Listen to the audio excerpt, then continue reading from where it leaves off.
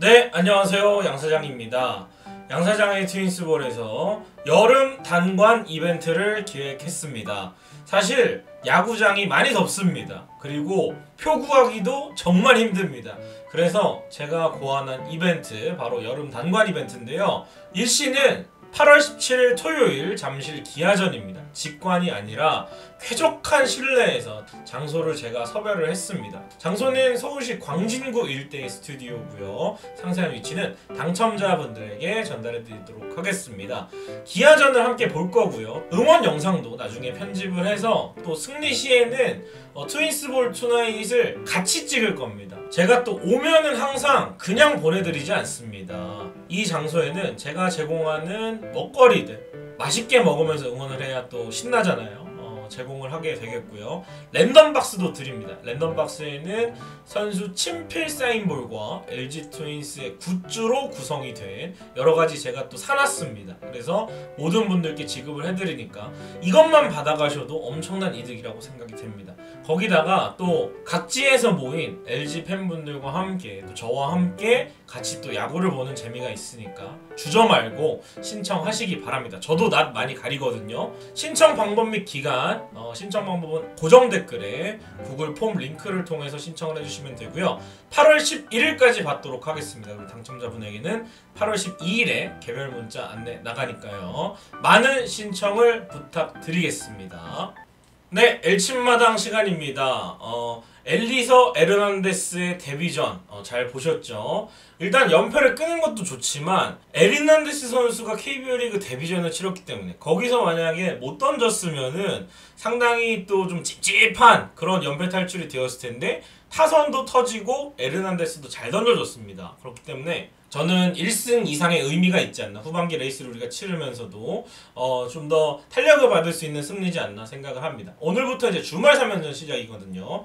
주말 3연전 프리뷰와 함께 에르난데스의 피칭에 대한 이야기를 좀 더 해보도록 하겠습니다. 자, 일단은 정말 오늘까지도 여운이 가시지 않을 정도로 에르난데스 선수의 좋은 피칭이 있었습니다. 데뷔전에서 78개의 공을 던졌고요. 7개의 구종을 구사를 했습니다. 경기 이후에 인터뷰 기사들을 보니까 포심, 스위퍼, 커터, 싱커, 커브, 슬라이더, 체인지업 이렇게 7개의 구종을 구사를 했던 에르난데스의 팔색조 피칭이었고요. 특히나 제가 슬라이더로 생각한 공이 어쩐지 조금 더 휘더라고요.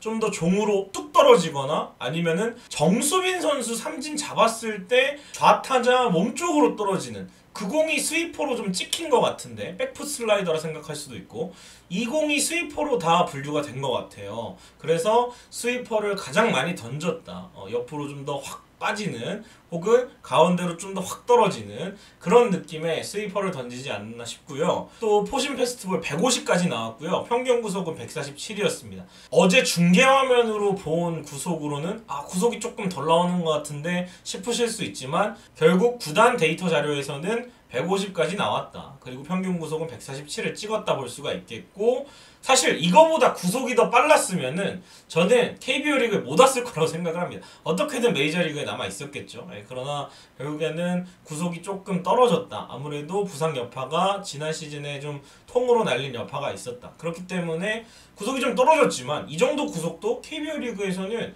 당연히 통할 수 있고요. 또 구속보다도 더 좋은 장점, 안정된 제구력을 가지고 있고 빼어난 구위, 타자들의 방망이가 다 밀리는 그런 구위가 있었기 때문에 인상적이었던 엘리의 데뷔전이라고 볼 수가 있겠습니다. 에르난데스 선수가 다음 등판에서는 투구수 제한이 없기 때문에 100개까지 소화할 수가 있거든요.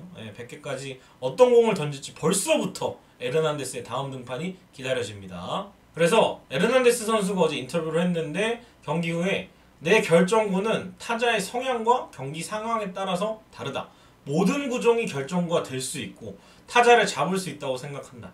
코칭 스텝 쪽에서 슬로우 커브를 쓰면 더 효과적이라는 조언을 받아들여서 커브를 더 연마하고 있다는 이야기를 했고요. 한국도 덥지만 나는 베네수엘라 사람이고 베네수엘라 날씨와 지금 비슷한데 더위에 익숙하기 때문에 크게 문제가 없다는 본인의 소감을 남겼습니다. 그래서 인터뷰만 들어도 상대팀은 굉장히 좀 무서울 것 같아요. 결정구가 뭐가 있다면 분석을 할 텐데 어제 두산 타자들도 좀 많이 놀랬듯이 정말 어떨 때는 포심으로 그냥 가버리고 어떨 때는 슬라이더를 확 떨어뜨리고 어떨 때는 쫀 안에다 변화구를 넣고 정말 까다로운 유형의 투수다라고 생각이 되고 과연 에르난데스 선수가 다음 등판에선 어떤 주무기를 들고 나올지 상당히 또 기대가 되는 그런 인터뷰였던 것 같습니다. 그리고 LG 트윈스를 떠난 켈리 소식이 또 들려왔습니다. 켈리 소식은 앞으로도 팔로우를 할 거고 또 언제 우리가 다시 인연을 맺을지 모르기 때문에 계속 관심 있게 지켜보도록 할 텐데요. 8일 어제였죠. 메이저리그 신시내티 구단이 마이너리그 계약을 발표를 했습니다. 켈리 선수와 마이너리그 계약을 맺었고 켈리는 신시내티 산하 트리플 A 팀인 루이빌 배츠로 배치가 됩니다. 그러면서 12일날 마이너리그 첫 등판을 할 거고요.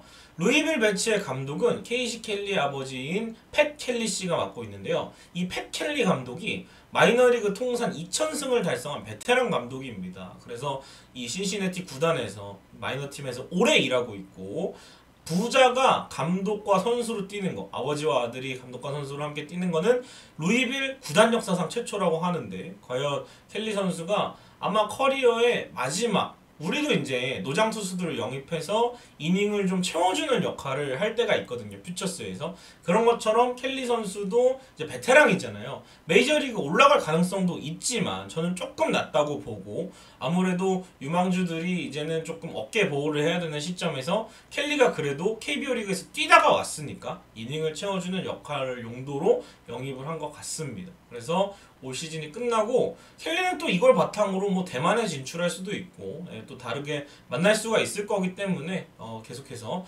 켈리의 커리어가 끝날 때까지 계속 이런 소식이 좀 잘 들려왔으면 좋겠습니다. 그리고 주말 3연전 NC와의 맞대결인데요. NC와의 3연전 예상 선발 투수는 오늘은 일단 예고가 됐죠. 요키시와 임찬규고요.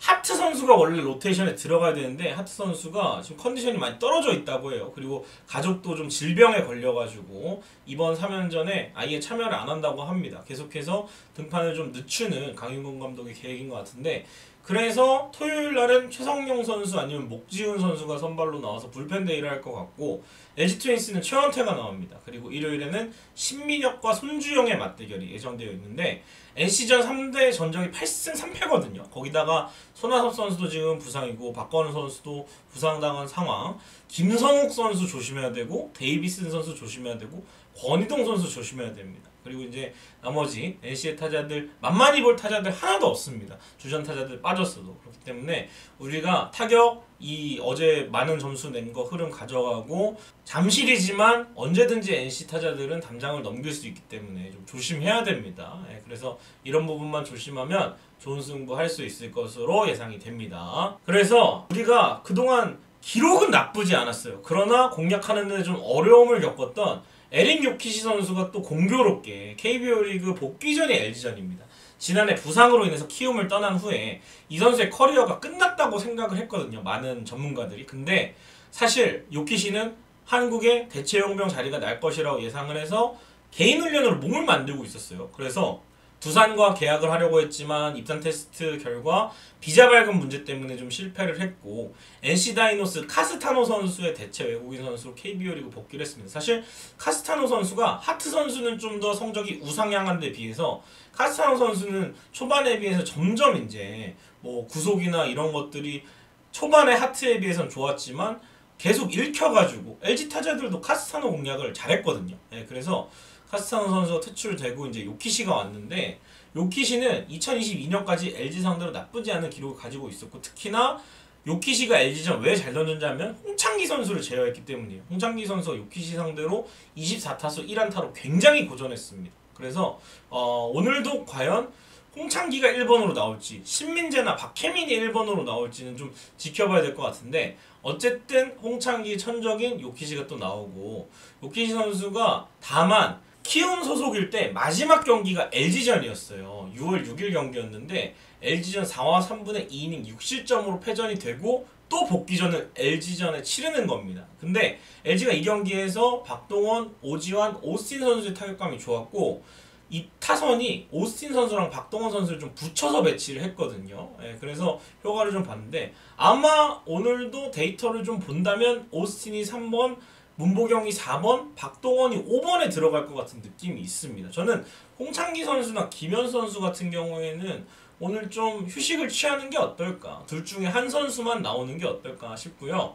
타선이 어떻게 또 요키시 맞춤으로 배치가 될지 상당히 좀 궁금한 상황입니다. 그래서 요키시의 공은 또 어떨지가 좀 궁금하고, 아무래도 실전 감각이 좀 떨어져 있을 수 있기 때문에 그래서 요키시 선수가 얼마나 던질지도 좀 궁금한 상황이에요. 그래서 LG 트윈스 타자들이 좀 요키시 상대로 잘 공략을 해서, 또 요키시 저격수로 김성진 선수를 한번 내보는 건 어떨까. 오른손 타자가 좀 많을수록 좋으니까 그런 생각이 듭니다. 어떤 경기가 펼쳐질지 굉장히 기대가 됩니다. 자, 1침마당 마칠 시간입니다. 이렇게 두산전 1승밖에 못 챙겼지만 그 1승이 에르난데스의 선발승이어서 정말 좀 편한 8월의 첫 승이었던 것 같습니다. 이번 시리즈도 잘 치러가지고 다음 주 기아전이 있습니다. 그때까지 경기력을 좀 더 끌어올렸으면 좋겠습니다. 구독, 좋아요, 알림 설정 부탁드리고요. 이벤트 신청 많이 부탁드리겠습니다. 여러분 고맙습니다.